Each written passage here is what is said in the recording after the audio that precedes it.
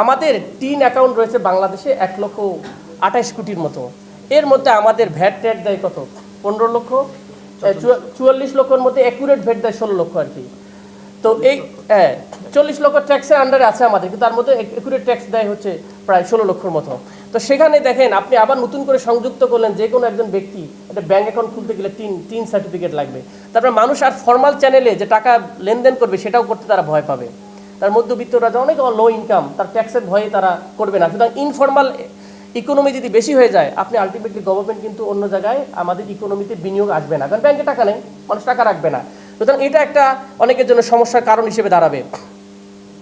আর একটা বিষয় আমাদেরকে জানা দরকার, সেটা হচ্ছে এই ছোটো ব্যবসায়ীরা, এদেরকে উৎস কর দেওয়া হয়েছে 0.25, বলতেছে আগেই টাকা কেটে নেবে। আপনার কাছে কেউ আসছে দিতে আসলো, ওখানে আগেই 20%। তো ছোটো ক্ষুদ্র ব্যবসায়ীদের সমস্যা হয়ে যাবে, তারা তো আর মানে যত ছোটো হোক না কেন, কিন্তু ক্ষুদ্র ব্যবসায়ী এক্সপান্ড করার ব্যাপারে আমাদের কথা ছিল।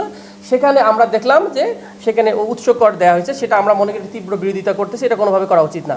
আরেকটা ইন্টারেস্টিং, আপনার ঢাকা শহরে বসবাস করলে অ্যাভারেজে আমরা বিভিন্ন সোর্স থেকে রিসার্চ দেখি যে মিনিমাম 36,000 টাকা লাগে জীবিকার উন্নয়ন মিনিমাম থাকার জন্য, যে পরিমাণ কস্টলি। আর সেখানে আমরা বলেছিলাম 4 লক্ষ 4.5 লক্ষ টাকার নিচে কোনোভাবেই, যেটা আমাদের করমুক্ত আয়সীমা, সেটা দেওয়ার কথা ছিল। কিন্তু আমরা গভর্নমেন্টকে দেখলাম মাত্র 25,000।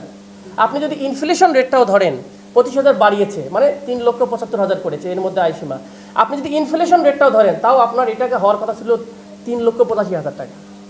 মানে আপনি ইনফ্লেশনটা ধরেও আপনি যদি করতেন এক্সিস্টিং সিস্টেমেও, তাও কিন্তু আপনার আরও বাড়ার কথা ছিল, যে মানুষকে ফ্রি মুক্ত। সেখানে আমরা দেখলাম এটা খুবই হতাশাজনক, এবং মানুষজন এখানে না বিশ্বাস, মাত্র 31,000 টাকা যদি আপনি ইনকাম করেন, তাহলে আপনি এর মধ্যে আপনি কর্পোরেশনের মধ্যে চলে আসতে হবে, কিন্তু আপনি এখানে টাকা দিতে হবে 3,500 টাকা, আপনার জন্য ক্ষতিকর।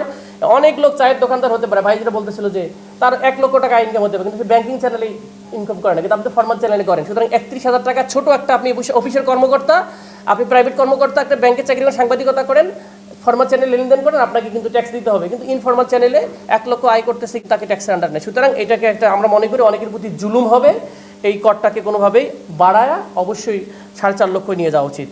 আরেকটা বিষয় আপনারা দেখবেন, দেশের অর্থনীতিতে আমাদের টাকা পাচার লক্ষ লক্ষ কোটি টাকা হয়েছে, এই কালো টাকা সাদা করার ব্যাপারে স্পষ্ট কোনো বক্তব্য আপনি দেখতে পাবেন না। আমরা মনে করি এটা জাতির জন্য একটা খুবই খারাপ অশনি সংকেত, যে টাকা লেনদেন হয়ে যায় বাইরে যাবে, আবার এসে সাদা হয়ে যাবে। আমাদের এখানে কোনো ধরনের, এটা নৈতিকভাবে সমস্যা, রাষ্ট্রীয় অর্থনৈতিকভাবে আমরা সমস্যা।